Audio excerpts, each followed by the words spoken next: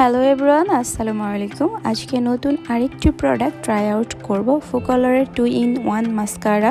2-in-1 মাস্কারাতে পেয়ে যাবেন ল্যাশ প্রাইমার এবং মাস্কারা।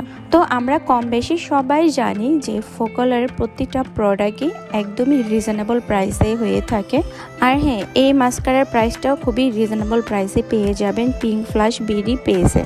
তো চলুন এখন ট্রাই করে দেখি এই মাস্কারাটার কোয়ালিটি কেমন। ফার্স্ট আমি ল্যাশ প্রাইমারটা দিয়ে নিচ্ছি, এরপর মাস্কারা অ্যাপ্লাই করব।